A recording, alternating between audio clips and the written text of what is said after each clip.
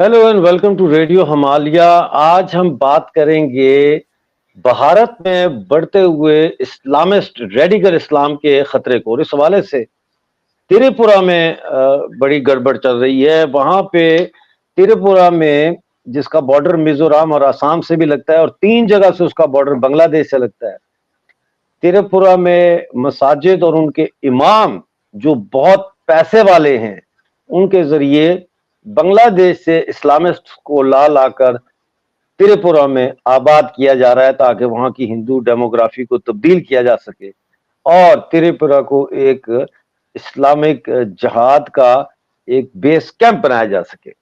ये काफी परेशान कुन बात है और ये कोई नई बात नहीं है। हिंदुस्तान की जो इतिहास है वो इस तरह की चीजों से भरी पड़ी है, जहां एक सनातनी समाज को मुसलमान इस्लामिक रेडिकल्स ने आकर परागंदा किया और उसके बाद आज हम देखते हैं कि उस परागंदगी का फायदा अंग्रेजों ने भी उठाया और आज एंटी नेशनलिस्ट फोर्सेस इंडिया के अंदर जो मौजूद हैं वो भी उसको एक्सप्लॉइट कर रही हैं in their own favour for their own very trivial vested interest. इसके ऊपर बात करने के लिए नाजरीन हमारे साथ आज जुड़े हैं सनातनी नेशनलिस्ट हैं और बड़े अच्छे हिस्टोरियन हैं जनाब गिरिधर मामदी साहब, मेरे गुरु भी हैं।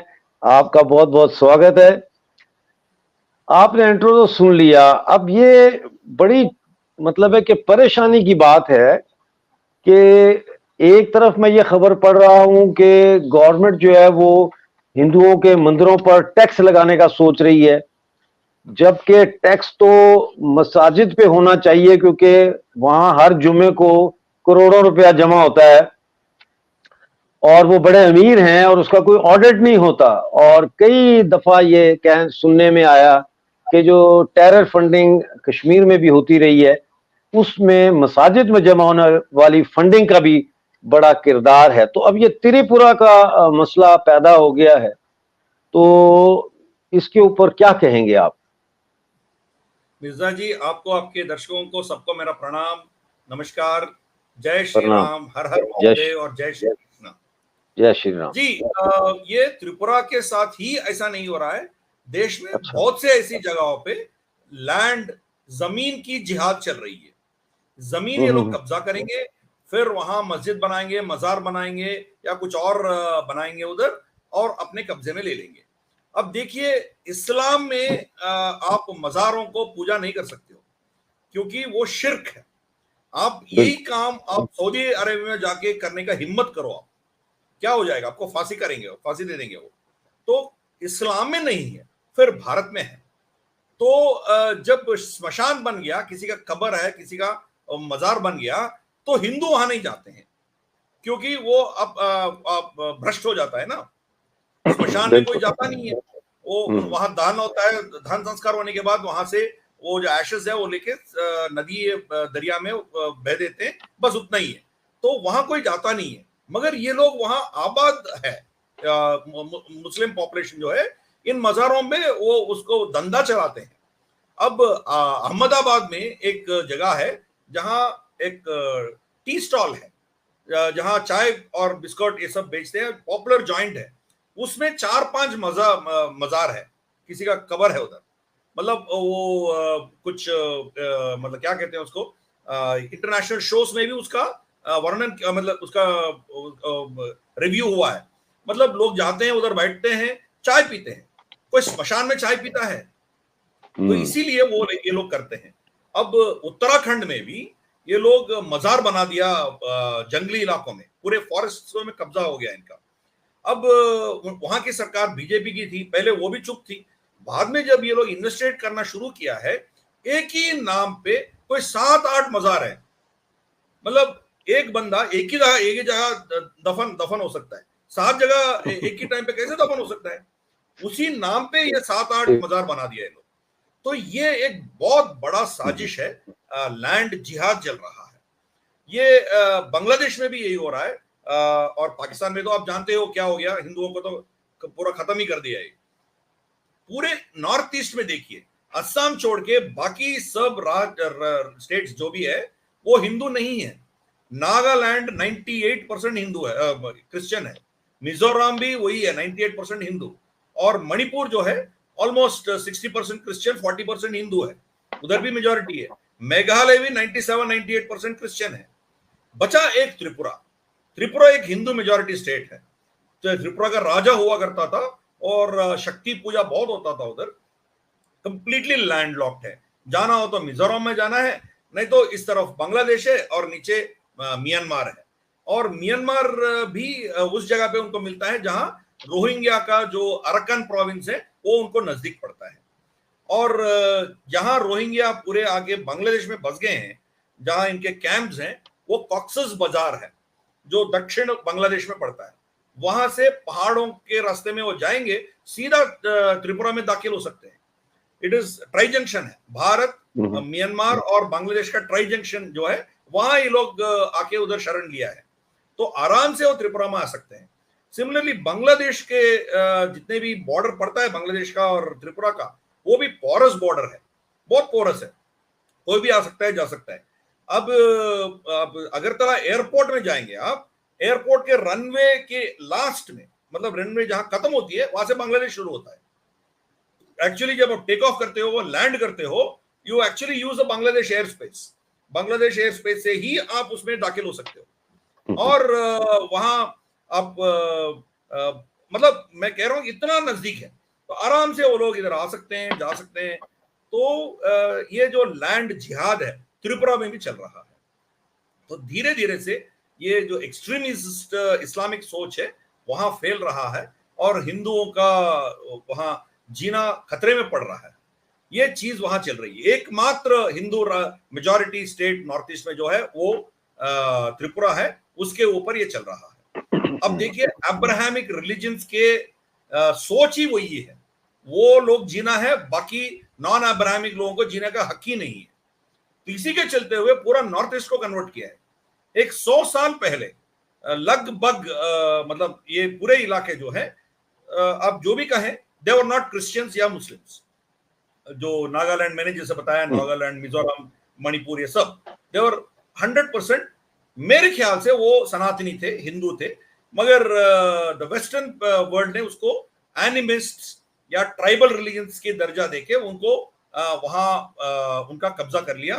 और सेकेंड वर्ल्ड वॉर में अमेरिकन सोल्जर्स आके नागालैंड में बस गया और नागालैंड को पूरा कन्वर्ट कर दिया लोग, क्योंकि जापान, इंपीरियल जापान से वो लड़ते थे, तो नागालैंड बॉर्डर में आके लोग रह गया। नागालैंड, मणिपुर, मिजोरम, इस इलाके पे तो कन्वर्शन शुरू किया लोग। तो अब ऑलमोस्ट 100% कन्वर्शन हो गया उधर। हमारी सामने, हमारी जिंदगी अब देख, हमारी आंखों के सामने अभी त्रिपुरा को भी कन्वर्ट करने का साजिश चल रहा है उधर। ये प्रॉब्लम है। तो इसको टैकल करना बहुत मुश्किल है, क्योंकि आपको पता भी नहीं चलता है ये लोग कहाँ घुस गया, कैसे किया है। तो रोहिंग्या वहां के बस गए हैं, बांग्लादेश तो बांग्लादेशी रेडिकल्स तो वहां आ ही रहे हैं। तो ये प्रॉब्लम्स हैं, इसीलिए वहां ट्राइबल्स वर्सेस नॉन ट्राइबल्स भी एक प्रॉब्लम है। ट्राइबल रीजन्स जो है इंसर्जेंसी में ज्यादा जाते हैं, उनको भड़काने का, उनको पैसे और हथियार देने का काम भी वही शक्तियां करते हैं। They are funded heavily by China and to certain extent USA also. तो ये जब जो नॉन अब्राहमिक रिलीजन्स के बात आती है, तो दोनों इस्लाम और क्रिश्चियनिटी एक हो जाते हैं और इनके खिलाफ खड़े होते हैं। अपने बीच में वो लड़ते हैं, चाहे वो क्रिश्चियंस और मुस्लिम्स कैसे लड़ते हैं आप जानते हो, चाहे वो यूरोप में हो, चाहे अमेरिका में हो, अब देख ही रहे हो क्या चल रहा है उधर। मगर तीसरा मजहब जो है वो कम्युनिज्म है। कम्युनिज्म भी जिंजियांग में कोई मुसलमान मोहम्मद नाम नहीं रख सकता है, वो सुअर का गोश्त खाना है उनको। रमजान के महीने के जो रोजा रखते हैं उस समय में इनको शराब पीना है, उनको खाना जबरदस्ती खिलाते हैं लोग। उनके औरतों के साथ ये लोग हान चाइनीज को बच्चे को पैदा करते हैं लोग, उनके मस्जिदों को तोड़ के वहां टॉयलेट्स बनाते हैं। मगर जब भारत में आते हैं लोग, कम्युनिस्ट और इस्लामिस्ट दोनों इकट्ठे हो जाते हैं हिंदुओं के खिलाफ। तो सेम थिंग विद क्रिश्चियनिटी और इस्लाम के दोनों के बीच में क्रूसेड्स हुए हैं, क्या क्या नहीं हुए हैं, मगर भारत में वो दोनों इकट्ठे हो जाते हैं। इसीलिए पाकिस्तान को बनाए हैं लोग। तो उनका सोच है कि एक अब्राहमिक रिलीजन इस्लाम हमारे लिए फायदेमंद होगा और एक काफिर भारत या हीदन भारत हमारे लिए अच्छा नहीं होगा, ये उनके दिमाग में बैठ गया।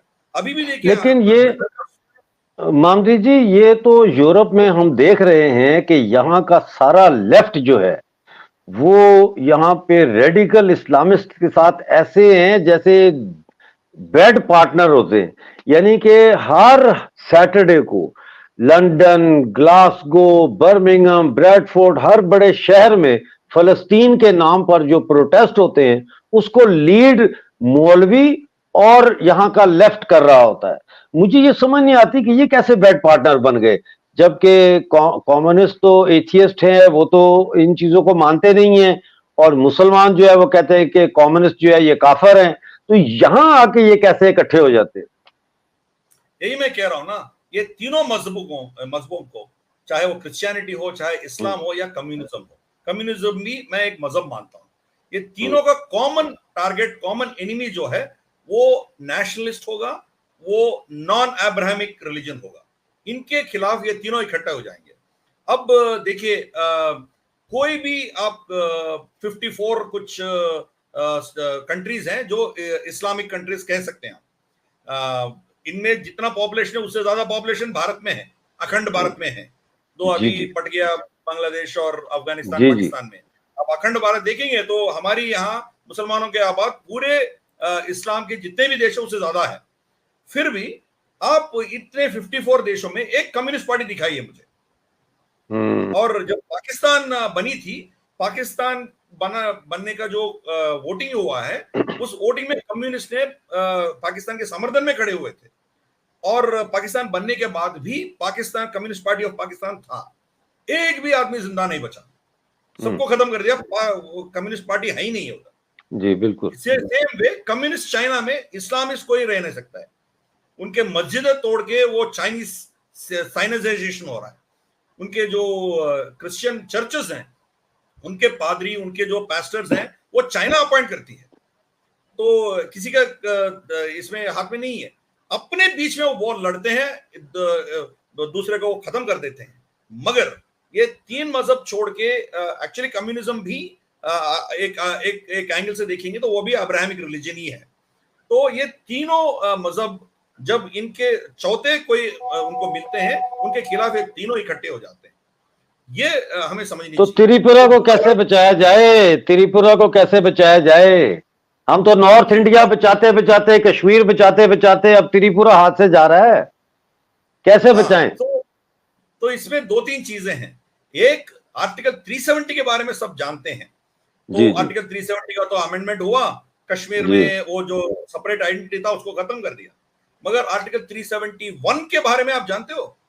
नहीं। आर्टिकल 371 जो है नॉर्थ ईस्ट में लागू है। मैं भारतीय हूं, मैं अरुणाचल में जाना हो तो मुझे वीसा चाहिए, मैं मणिपुर में जाना हो तो मुझे वीसा चाहिए। वो वीसा का नाम है इनर लाइन परमिट। तो वीसा की जैसा ही है, हमारे देश में जाना है, वो 1 हफ्ते के लिए, 2 हफ्ते के लिए मुझे परमिशन देता है। अरे भाई, मेरा देश है, कहीं भी जाओ, मुझे क्यों रोकते हो? मैं हाल ही में 1 हफ्ते पहले मैं लाइन ऑफ कंट्रोल टीटवाल में गया था, तो उस तरफ वो शारदा जाने की जो पीओजेके का रास्ता है वहां तक गया हमने। सामने पाकिस्तान और सो कॉल्ड ये जेके का झंडा देख के वहां बैठ के हमने पूजा करके आए। तो हमारे देश है ना, हम गए थे उधर। मगर यहां हम नहीं जा सकते, निकोबार आइलैंड में नहीं जा सकते हम, आर्टिकल 371 है। इसकी क्या वजह क्या है? इसकी ब्रिटिश ने किया था कि यहाँ के हिंदू जाके उधर इंस्टीट्यूशंस खड़ा करके कन्वर्शंस को रोकें, तो उसके खिलाफ आर्टिकल 370 ले आए हो। तो अब हिंदुओं के खिलाफ, हाँ, निकोबार आइलैंड्स में ब्रिटिश चर्च के पादरी जा सकते हैं उधर, क्योंकि उनके रिलीजन का बंदा है। मगर मैं नहीं जा सकता, मैं जाके वहां सरस्वती शिशु मंदिर नहीं खोल सकता हूं, मैं कुछ नहीं कर सकता हूं उधर। एक विजिटर के नाते जाके ना 4-5 फोटो खींच के फेसबुक में डाल सकता हूं, उससे ज्यादा नहीं कर सकता हूं। तो ये 371 एक खतरा है देश के लिए, ये north east, specially north eastern region के लिए। मगर एक बार किसी को आप हक देते हो, उसको वहां से छीनना बहुत मुश्किल है। आपको देना आसान है, निकालना बहुत मुश्किल है। इसीलिए आर्टिकल 370 का देखा है क्या, कितना मेहनत करना पड़ा, 7 दशकों के बाद वो हटी है। तो अभी 371 निकालने में बहुत दिक्कत होगी आपको। और तो और वहां अमेरिका और चाइना दोनों का दखल है, तो इसीलिए ये this is the biggest problem. Article 370 is the biggest problem. दूसरा, आप त्रिपुरा ऐसी जगह पे बैठा है जहां पूरे कॉन्फ्लिक्ट जोन्स हैं। म्यांमार तो अब देख ही रहे हो क्या हो रहा है म्यांमार के बारे में। बिल्कुल तो वहां पहाड़ी इलाका पूरा उनके आर्मी के कंट्रोल से निकल गया। तो भारत के सीमा पर जितने भी इलाके हैं वो पहाड़ी इलाका है, वो सब म्यांमार जुंटा के हाथ से निकल गया। तो that is a very unstable place. तो उसका स्पिलओवर भारत में भी होगा। हर दिन मणिपुर और मिजोरम और यहाँ त्रिपुरा, ये लोग म्यांमार से लोग आ रहे हैं, शरण ले रहे हैं, और वहां के लोग भारत सरकार से गुहार कर रहे हैं कि इनको वापस भेज दो, क्योंकि यहाँ डेमोग्राफी चेंज हो रही है। अब जो मणिपुर में जो घटनाएं हुई है पिछले साल, उसके पीछे भी यही है। वहां के म्यांमार के कुकीज आके इधर बैठ गया और वहां ड्रग्स विक्स फॉरेस्ट में करना शुरू किया, और हमारी जितने भी फॉरेस्ट इलाका है उनको कब्जा कर लिया था। जब इनके खिलाफ मुहिम चढ़ाया था तो फिर ये ट्राइबल वॉर जैसे वो उसको तब्दील कर दी गई। So this is a problem. इसीलिए वहां जब तक आजू बाजू में शांति नहीं होगी, बांग्लादेश तो जब तक शेख हसीना है तब तक ठीक है।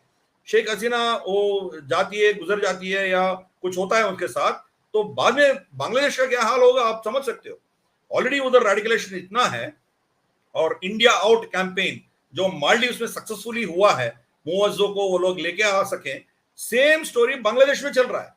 तो China is funding all that. तो आप देखिए हमारे आजू बाजू में इतने, त्रिपुरा इतना छोटा जगह है, उसके पूरे नेबरहुड इतना अनस्टेबल है, तो उसको कैसे बचाएंगे। तो भारत सरकार ने कुछ इलाकों में, जैसे मणिपुर इलाके में, मणिपुर और म्यांमार में एक अग्रीमेंट था कि 15-20 किलोमीटर आप म्यांमार के अंदर जा सकते हो विदाउट अ वीजा। अब भारत सरकार ने वहां फेंसिंग लगाना शुरू किया है। अब त्रिपुरा में भी यही करना है। वो ऑलरेडी बहुत हो गया ऑलरेडी, बट फिर भी पोरस बॉर्डर। नहीं, ये देखें गिरिधर जी, मैं आपको यहाँ थोड़ा सा रोकना चाहूंगा। फेंसिंग ठीक है, लेकिन यहां तो हम बात कर रहे हैं कि जो पूरे के पूरे स्टेट्स हमारे मुस्लिम बना दिए गए, क्रिश्चियन बना दिए गए, यहां तो मानसिकता का प्रॉब्लम आ रहा है ना। यहां पे तो ये है कि फेंस से चलो आप वो फिजिकली नहीं आएंगे, लेकिन जो मानसिकता है, जो हमारी जो शिक्षाएं हैं, जो हमारा धर्म है, जो सनातन धर्म है, ये पूरे का पूरा असल में तो उसके ऊपर अटैक है ना, उसको खत्म करना चाहते हैं ये। वो प्रोटेक्शन के लिए हमें क्या स्टेप्स लेने चाहिए inside on this side of the fence Hindustan में, इसमें हमें क्या स्टेप्स लेने चाहिए और क्या कैंपेन्स होनी चाहिए और क्या करना चाहिए हमें।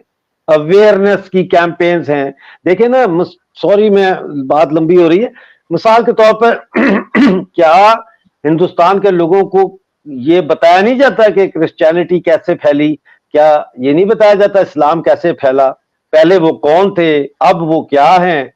मतलब है उनके अवेयरनेस नहीं है, उनको अपनी रूट्स का नहीं पता क्या। तो ये मुझे ज्यादा चिंता इस चीज की है कि हमारा जो डिफेंस है वो कैसे मजबूत हो। अभी इसमें दो चीज है। एक, हिंदू धर्म प्रैक्टिस करने वाले भी अब्राहमाइज हो गए हैं।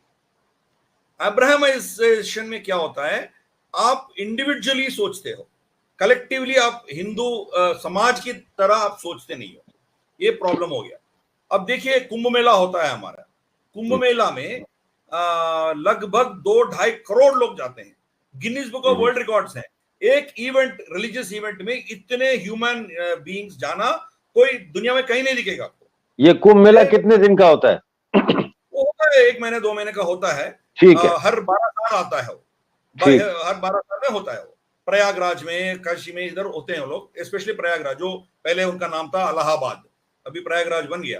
तो वहां ये लोग इकट्ठे होते हैं, 2-2.5 करोड़ लोग आते हैं उधर। अब 2-2.5 करोड़ भक्त हैं, उसमें कितने हिंदू है बहुत बड़ा प्रश्न है। ये लोग आते हैं अपना पाप धोने के लिए, अपना पुण्य कमाने के लिए, मगर बाजू में जो बंदा बैठा है उसका क्या पीड़ा है, उसको उसे कोई लेना देना नहीं है। यही प्रॉब्लम है। अभी क्रिश्चियन कोई कन्वर्ट हुआ, हमें क्या लेना देना। हमने मंदिर में गया, हमने मत्था टेका, हुंडी में कुछ डाला, हमें जो चाहिए वो मिलना है, हमारी सेहत के लिए, हमारी ट्रांसफर के लिए, बेटी की शादी के लिए, जो भी है, ये मांगे पूरे करने के लिए एक कमर्शियल डील हमने भगवान के साथ रखा है। That is Abrahamic religion. आप आपकी कमाई से 5% 10% चर्च को या आपकी मस्जिद को देते हो तो आपका जन्नत गारंटी है। तो ये जो कॉन्सेप्ट है हिंदू धर्म में भी आ गया है। हमारी धर्म जो है मोक्ष का सोचता है और इसके मोक्ष जाने से पहले हम यहाँ धर्म कायम करने के लिए सोचने वाली एक बहुत बड़ा हमारी जो सिविलाइजेशन है वो हमने भूल चुके हैं। That is a problem. और सेकंड प्रॉब्लम है ब्रिटिश कालखंड में स्पेशली आफ्टर 1857 जो हुआ था उस समय के बाद we have been deweaponized. हमारे हाथ से हथियार छीनी गई, हमारे पास हथियार नहीं है। और उसके बाद जो गांधीवादी जो सोच है पूरे समाज में जो फैला है इसके चलते हुए we have become unnecessarily non violent. मगर ये जो अब्राहमिक रिलीजन्स हैं उनके पास हथियार है, उनको आप electoral politics vote bank politics के चलते हुए उसको छुएंगे नहीं। आप देखा है हाथरस में देखिए, आप दिल्ली शाहीन बाग में देखिए, हर जगह अटैक करने वाला मुसलमान ही होता है। उनके पास पत्थर होते हैं, ऑलरेडी प्रिपेयर्ड होते हैं, वो मॉकटेल्स होते हैं उसके पास, मतलब पत्थर होते हैं, सब छत में लगा के रेडी बैठते हैं। जब भी आप रामनवमी का प्रोसेशन लेके जाते हो आपके ऊपर हमला होता है, गणेश निमज्जन में जाते हो हमला होता है। क्यों कर रहे हो भाई? तो वो मिलिटेंट है। मगर उसको काउंटर करने के लिए द वेस्टर्न थॉट प्रोसेस था कि जो रूलर है, जो गवर्नमेंट है, वायलेंस उनके हाथ में ही होना चाहिए, किसी के हाथ में नहीं होना चाहिए। मगर यहाँ क्या हो रहा है, वायलेंस जो है इनके मुसलमानों के हाथ में जो वायलेंट मेथड्स हैं उसको सरकार रोक नहीं पा रही है। वेस्ट बंगाल में देखिए एक्टिवली उनको सपोर्ट कर रहे हैं। जो जो बीजेपी को वोट दिया है उन गांवों में पानी का तक बंद कर दिया उसके सरकार ने। वो लोग जब रेप करते हैं, अटैक करते हैं, उसके कुछ नहीं होता है। संदेशखाली में इतना बड़ा घटना हुआ है, वहां टीएमसी जीत के आती है। जो औरतों को रेप किया वही पार्टी वहां जीत के आती है, क्योंकि उनका मुसलमान मेजॉरिटी है उधर। तो ये प्रॉब्लम है सरकारों में, ये वोट बैंक पॉलिटिक्स के चलते हुए they are unable to protect the Hindus. हमें सुरक्षा रक्षण दे नहीं सक रहे हो। They are allowing the Muslim community and कुछ जगह पे क्रिश्चियन कम्युनिटी भी। तो इनको हथियार रखने का, जो भी वो लोग हथियार रखते हैं उसको डी वेपनाइजेशन नहीं कर पा रही है। तो ये हमारे लिए बहुत बड़ा खतरा है। आपके ऊपर कुछ अटैक होता है, अपने आप को डिफेंड नहीं कर पा रहे हो। वो लोग आते हैं, चंद लोग आते हैं, 10-15 लोग आते हैं, आपके पास 100 भी हो सकते हैं, मगर वो हथियार लेके आते हैं, आपके पास कुछ भी नहीं है। तो ये दो प्रॉब्लम्स हैं जैसे मैंने बताया। एक, वी हैव बीन अब्राहमाइज्ड, हिंदू धर्म प्रैक्टिस करने वाले अब्राहमाइज हो गया। दूसरा, हमसे हमारी हथियार छीना गया। मगर वो अच्छा है, मगर जो हमारे ऊपर अटैक करते हैं उनसे हथियार नहीं छीना गया। ये दो प्रॉब्लम्स से सनातन धर्म पीड़ित है देश में। तो इसीलिए हमारी जिम्मेदारी ये बनती है, पहले चीज जो है, हम दोबारा अब्राहमाइजेशन को छोड़ के सनातन धर्म है क्या उसके तरफ लोगों को लेके जाने का हमारी जिम्मेदारी बनती है। भगवान कृष्ण ने किसी को नहीं छोड़ा है कि भीष्म पितामह थे, नहीं छोड़ा है, उसको मारा है। जो भी है, द्रोणाचार्य गुरु थे, उसको भी मारा है, किसी को नहीं छोड़ा है। तो जब आप अपने धर्म को बचाना हो तो किसी को नहीं छोड़ना चाहिए। मगर आप शांति का प्रस्ताव लेके जाना है, you should always try for piece. But जब वो नहीं होता है, धर्म का अस्तित्व खतरे में पड़ता है, then you should have the means to protect yourself. ये चीज हमें, हमारी इसमें कमी है। हमारी में छात्र निकाला गया, सर्वधर्म समभाव, सबका विकास, और क्या बोलते हैं उसको, वसुधैव कुटुंबकम, ऐसे बड़े बड़े लफ्ज बोलते हो, अहिंसो परमो धर्मः, मगर सेकंड सेंटेंस नहीं बोलते हो। जो धर्म हिंसा वो सही है, सेकंड सेंटेंस उसको आप छुपा देते हो। अशोका ने जो बोला है कि हत्या, लोगों को मारना बहुत गलत है, इसीलिए मैं नॉन वायलेंट बन रहा हूं, वो एक एडिक्ट सब लोग दिखाते हैं, मगर नीचे वाली दो सेंटेंसेस काट के दिखाते हैं। वो नीचे वाले दो सेंटेंस में अशोक ने बोला है, वो ऑलरेडी कलिंग युद्ध से पहले वो बौद्ध बन गए थे, कलिंग युद्ध के बाद नहीं बना। तो उनका एडिक्ट में दो सेंटेंस जो काटा गया उसमें बोलता है, मगर कलिंग ने मगध के ऊपर फिर दोबारा आंख उठाने का हिम्मत करेगा तो आके अब मैं जो किया वो दोबारा करूंगा, वो छुपाते हैं हमसे। तो अब देखिए, हम हमारी दिमाग में पिछले 70-80 साल में ये एक विश फैलाया गया कि हम शांति देश है, ये वो फलान ढिमकान, इसके चलते हुए we are unable to protect ourselves. तो मैं ये कह रहा हूं कि आपके अस्तित्व क्या है, भगवान श्री कृष्ण ने क्या बोला है, धर्म के खिलाफ आपको खड़े होना है। आप चुपचाप बैठेंगे तो धर्म खत्म हो जाएगा। आप पाकिस्तान देखिए, पाकिस्तान में मुल्तान जो है वो भगवान महाविष्णु का अवतार हुआ है उधर, नरसिंह अवतार हुआ है उधर, प्रहलादपुरी मंदिर था उधर, देश का बहुत बड़ा भव्य मंदिर था मुल्तान में, तो उसका असली नाम मूलस्थान है। अब क्या हो गया उधर, धर्म भ्रष्ट हो गया। तो यही हो सकता है ना आपके साथ भी। अब जस्ट इमेजिन करो, आप इजिप्ट जब बड़े बड़े पिरामिड्स बना रहे थे, सऊदी अरेबिया में लोग टेंट्स के नीचे रहते थे और ऊंट के दूध पी के जीते थे लोग। फिर भी आज इजिप्ट का ऑफिशियल नाम है अरब रिपब्लिक ऑफ इजिप्ट। आप सोचो, अरब रिपब्लिक ऑफ हिंदुस्तान होगा तो आपका क्या होगा, बताइए आप। इनका क्या सिविलाइजेशन है, आपका क्या सिविलाइजेशन है। तो this is a problem with Hindus. जब लीडरशिप आती है तो कुछ दिन आप महफूज रहते हो, पर उसके बाद फिर दोबारा will get back into the trap. इसीलिए समाज में ये जागृति होना है, ये चेतना होना है कि हमारी असलियत क्या है। हमारी असलियत ये है, अब देखिए अखंड भारत में कैस्पियन सी से लेकर लाओस तक, किर्गिस्तान से लेकर इंडोनेशिया तक, मुझे एक भी हिंदू धर्म के भगवान, देवी या देवता दिखाइए जिसके हाथ में हथियार नहीं है। हर देवता के हाथ में हथियार है, सबके पास हथियार है। ब्रह्म जी के पास भी हथियार है, सरस्वती जी के पास भी हथियार है, किसके पास हथियार नहीं है। हम उस जगह से हम क्यों इस नतीजे पे, इस सिचुएशन पे क्यों आए हम? क्योंकि हमने हमारे हिंदू धर्म को खोया है। We have become Abrahamized. तो एक साइकोलॉजिकली, एक फिलोसॉफिकली, इंटेलेक्चुअली हम फिर दोबारा सनातन धर्म की ओर जाना है। और दूसरा, ये जो अब्राहमिक ऑनस्लॉट है उसको समझना चाहिए। वो हमारे ओपोनेंट्स करते क्या है हमें समझ भी नहीं है। ये प्रॉब्लम है हमें। उनका तो सोच ये है कि हम ही जिंदा रहना है, कोई दूसरा मजहब को जिंदा रहने का हक ही नहीं है। ये सोच जब तक आप समझते नहीं हो तब तक आपका अस्तित्व, आपके आने वाली पीढ़ी का अस्तित्व खतरे में है। तो वी हैव अ प्रॉब्लम। हिंदुओं में प्रॉब्लम है, उनमें कोई कंफ्यूजन नहीं है। उनको वो तो दे आर वेरी क्लियर। इस्लाम तो क्लियर है, पूरा दुनिया को उम्मा बनाना है, कन्वर्ट करना है, वो तो क्लियर है। Same thing with Christianity. Pope आया था भारत में कोई 10-15 साल पहले आया था, पिछले वाली पोप जो मर गया अभी, वो आया था भारत में।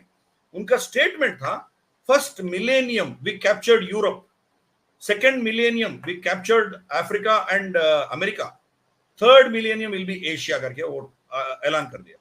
1000 साल तक सोच रहा है। पहले 1000 साल हमने पूरे यूरोप को फतेह किया है, दूसरे 1000 साल में हम अफ्रीका और अमेरिका को ईसाई बदल दिया उसमें, और तीसरे जो 1000 साल होगी वो पूरा आसिया खंड को हम ईसाई बनाएंगे। इनके सोच ही वही है। जब तक हिंदुओं में ये सोच नहीं है, इनकी जानकारी नहीं है, ये बस मंदिर गया, मंदिर में हुंडी में चढ़ाया, भाग के आ गया। ये प्रॉब्लम है, ये हिंदुओं में प्रॉब्लम है। क्योंकि अब हिंदू नहीं रहे, अब भक्त रहे हैं। आपके निजी जो सोच है, इनकी जो मांगे हैं, इसके चलते हो भगवान के पास जा रहे हो, मगर अपने धर्म बचाने के लिए नहीं जा रहे हो। अब देखिए, हिंदू धर्म एकमात्र धर्म है जो एक लाइफ साइकिल को मानती है। मतलब आपका पुनर्जन्म होगा, जब तक आपके पाप पूरे धुल नहीं जाएंगे तब तक आप पैदा होते रहेंगे, तब आखिरी में जाके आप मोक्ष जाएंगे। अब मान लीजिए मुल्तान में जो साधु संत पहले पूजा करते थे वो मर गया, फिर दोबारा वहां जन्म लेना है, तो वो मुसलमान बन के रहेंगे ना। उनका धर्म क्या होगा आगे जन्म में? वो धर्म आगे लेके जा पाएंगे क्या? नहीं। इसीलिए आपकी आत्मा को आगे लेके जाने के लिए, मोक्ष की तरफ लेके जाने के लिए यहाँ धर्म रहना आपके लिए वो बहुत जरूरी है। इसीलिए स्लोगन है धर्मो रक्षति रक्षितः। जब आप धर्म का रक्षा करेंगे तभी धर्म आपको रक्षा करेंगे। ये उसका मतलब यही है। बहुत अच्छी बात की आपने। मामदी साहब, आज हमारे साथ जुड़ने का बहुत बहुत शुक्रिया आपका, बहुत बहुत थैंक यू। मैं जानता हूँ आप दूसरे इंटरव्यू से उठ के यहाँ आए, लेकिन आपने हमारे दर्शकों को बड़ी महत्वपूर्ण जो है बातें की, उनके इल्म में बड़ा इजाफा किया। नाजरीन, जैसा कि आपने आज के शो में देखा, मसला मुसलमानों या क्रिश्चियंस का या किसी और इब्राहिमिक रिलीजन का या इवन कॉम्युनिज्म का नहीं है, मसला हमारे अंदर है। और हमें ये सोचना पड़ेगा कि हमें अपने आप को कैसे बचाना है। मेरी मुराद है कि हिंदू को हिंदू से कैसे बचाना है, हिंदू को हिंदू से निकाल के वापस सनातनी कैसे बनाना है। आज का शो देखने का बहुत शुक्रिया। मिलते हैं अगले शो में। उस वक्त तक के लिए मुझे इजाजत दीजिए। जय हिंद, जय श्री राम।